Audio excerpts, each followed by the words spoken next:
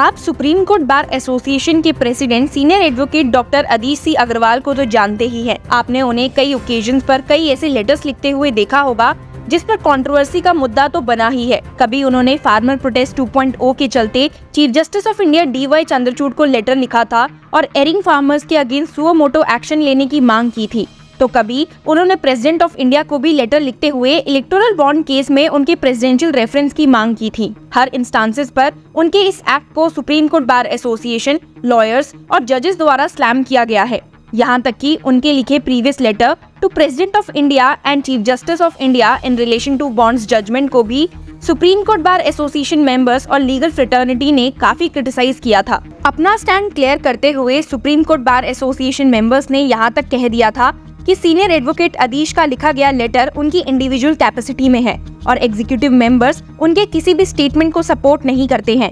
इतना क्रिटिसिज्म लेने के बाद भी अब सीनियर एडवोकेट अदीश ने कुछ ऐसा कर दिया है जिसकी आपने कभी कल्पना भी नहीं की होगी। इस बार उन्होंने चीफ जस्टिस ऑफ इंडिया नहीं, प्रेसिडेंट नहीं, बल्कि सीधा प्राइम मिनिस्टर नरेंद्र मोदी को ही एक लंबा लेटर लिख डाला है। लेकिन इस बार उनके द्वारा लिखा गया लेटर उनकी पर्सनल कैपेसिटी में है और उन्होंने अपने लेटर हेड पर टाइप किया है। इस लेटर के जरिए एडवोकेट अदीश ने प्राइम मिनिस्टर से रिक्वेस्ट की है कि वो स्टैचूज में कुछ ऐसे सूटेबल अमेंडमेंट्स लेकर आए जिससे ट्राइब्यूनल्स और कमीशंस में सिटिंग जजेस अपॉइंट किए जाएं, ना कि रिटायर्ड जजेस। तो जैसे कि आप जानते हैं कि अभी करंट सिनेरियो में ट्राइब्यूनल्स और कमीशंस में रिटायर्ड जजेस को अपॉइंट किया जाता है to address issues of the people. इसी प्रेजेंट सिचुएशन को बदलने के लिए सीनियर एडवोकेट अदीश ने प्राइम मिनिस्टर को एक लेटर लिखते हुए अपने रीजंस दिए हैं और साथ ही उन्होंने कुछ लेटेस्ट हैपनिंग्स की बात की है जहां पर जजेस को पॉलिटिकल एजेंडा से केसेस में इन्वॉल्व होते हुए देखा गया है। साथ ही उन्होंने अपने लेटर में प्राइम मिनिस्टर से जजेस की रिटायरमेंट एज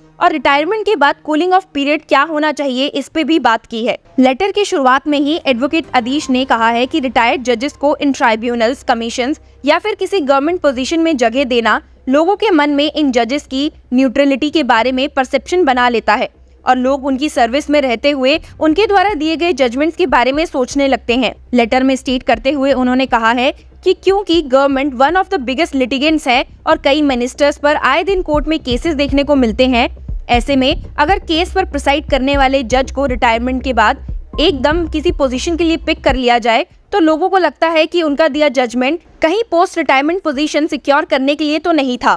फैक्ट्स स्टेट करते हुए एडवोकेट अदीश का कहना है कि 2008 से लेकर 2011 तक 21 जजेस जो सुप्रीम कोर्ट से रिटायर हुए हैं, उनमें से 18 जजेस को डिफरेंट कमीशंस एंड ट्राइब्यूनल्स में जगह मिली है और जिन्होंने भी ये पोजीशन एक्सेप्ट की है उन्हें क्रिटिसाइज किया गया है। उन जजेस की साइड लेते हुए अदीश का कहना है कि वो भी ह्यूमंस हैं और शायद बाकी के लोगों से ज्यादा एम्बिशियस है। He submitted in his letter that the 14th report of Law Commission of India has strenuously recommended changes in the existing practice of offering post-retirement jobs for judges. It has been reasoned that such appointments affect judicial independence and erode the dignity and status of the judiciary. इसी idea को endorse करते हुए उन्होंने prime minister से relevant acts में amendment करने की request की है। उनका मानना है कि ऐसी पोजीशंस या तो सिटिंग जजेस of supreme court, high courts, district courts को देनी चाहिए या फिर एमिनेंट लॉयर्स को। रिटायरमेंट एज की बात करते हुए एडवोकेट अदीश ने लिखा है, द सर्विसेज ऑफ द जजेस should be profitably used in courts for longer tenures by raising the retirement age of supreme court जजेस from 65 years to 68 years and that of high court judges from 62 years to 65 years. The retirement age of judges in the district courts may be raised from 60 years to 63 years. यहाँ तक कि अदीश अग्रवाल ने supreme court और high court में जजेस की seats तक बढ़ाने की बात की, क्योंकि सिटिंग जजेस को अगर कमीशंस और ट्राइब्यूनल्स में अपॉइंट किया जाएगा तो इसकी जरूरत पड़ेगी।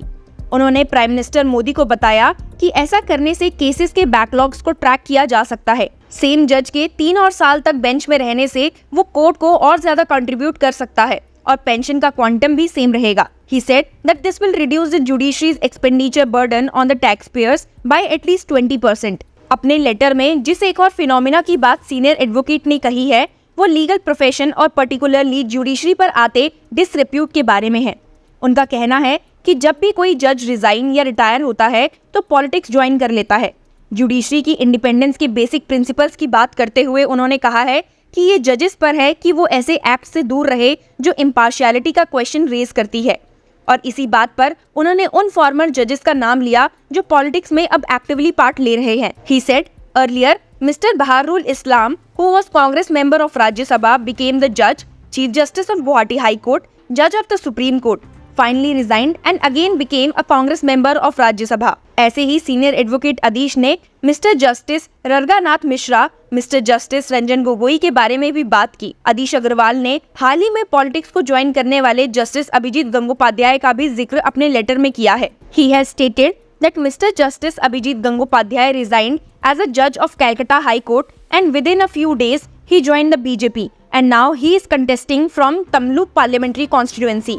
ये सभी सिचुएशंस को एड्रेस करते हुए अदीश ने प्राइम मिनिस्टर से कहा कि वो अपनी गवर्नमेंट को कहे कि ऐसा लॉ इंट्रोड्यूस करे जिससे फॉर्मर जजेस को इमीडिएटली अपने रिटायरमेंट के बाद कोई भी पॉलिटिकल एक्टिविटी में एंगेज होने से डिबार किया जा सके for at least a period of 2 years। इससे जुडिशरी के प्रति पब्लिक ट्रस्ट और कॉन्फिडेंस बढ़ेगा over the personal interest and ambitions of the जजेस। सीनियर एडवोकेट ने प्राइम मिनिस्टर को याद दिलाया कि उनकी गवर्नमेंट जुडिशरी को स्ट्रेंथन करने और इसकी डिग्निटी बनाए रखने के लिए कमिटेड है और क्योंकि हाल ही में कुछ वेस्टेड ग्रुप्स की वजह से इसकी इमेज लोगों की नजरों में खराब हो रही थी।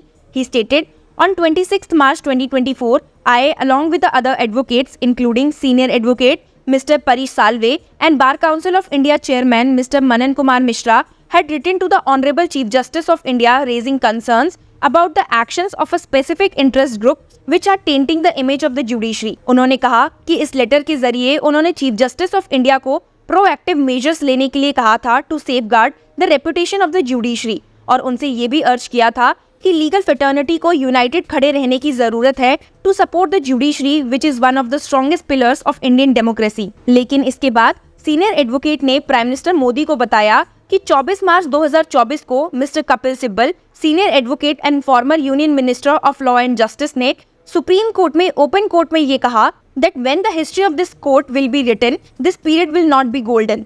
ये कमेंट तब पास किया गया जब सुप्रीम कोर्ट ने बीआरएस लीडर के कविता को बेल ग्रांट करने से मना कर दिया था। अदीश ने प्राइम मिनिस्टर मोदी को अपने लेटर में इस बात का अफसोस जताते हुए कहा कि उनके लेवल के सीनियर एडवोकेट का ऐसे रिमार्क्स पास करना जब वो कोर्ट से फेवरेबल आउटकम नहीं ले पाए सही नहीं है।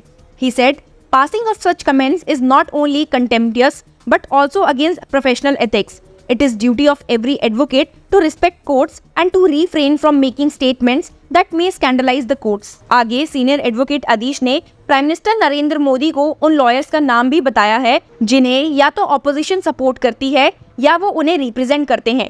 अपने बॉन्ड्स जजमेंट पर लिखे लेटर को हाईलाइट करते हुए सीनियर एडवोकेट ने इस लेटर में कहा है कि उन्होंने चीफ जस्टिस ऑफ इंडिया को उनके एरर के बारे में बताया था कि कैसे एक प्रोसीजरल एरर हुआ है, जबकि ये काम एडवोकेट ऑन रिकॉर्ड्स का है।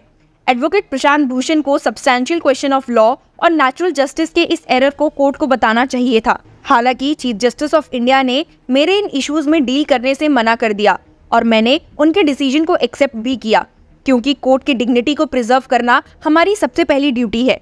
अपने लेटर को एंड करते हुए अदीश अग्रवाल ने लेटर में मेंशन किया है कि इन्हीं रीजंस की वजह से गवर्नमेंट को जुडिशरी और कोर्ट्स को क्रिटिसिज्म से बचाना चाहिए और उन्हें सूटेबल अमेंडमेंट्स करने के लिए कंसीडर करना चाहिए। अपनी 3 request prime minister Narendra Modi को लिखते हुए उन्होंने मेंशन किया है कि वो इस लेटर की एक copy chief justice of India को भी भेज रहे हैं ताकि वो भी इन इश्यूज को joint conference of chief ministers and chief justices में डेलिब्रेट कर सके। इंडीड ये लेटर काफी डिटेल था। सीनियर एडवोकेट अदीश अग्रवाल ने काफी डिटेल में अपने सारे कंसर्न्स इस लेटर के जरिए प्राइम मिनिस्टर नरेंद्र मोदी तक भेज दिए हैं, लेकिन इसका इम्पैक्ट क्या होता है ये तो आने वाला टाइम ही हमें बताएगा। क्या इस लेटर को भी बाकी के लेटर्स की तरह एडवोकेट्स और chief justice of India negative light में लेते हैं या फिर इस पर उनका कुछ अलग पॉइंट ऑफ व्यू है? लेट्स वेट एंड सी। तब तक आप बताइए आप एडवोकेट अदीश अग्रवाल के व्यूज से कहां तक सहमत हैं। Thank you for watching law chakra and keep following us.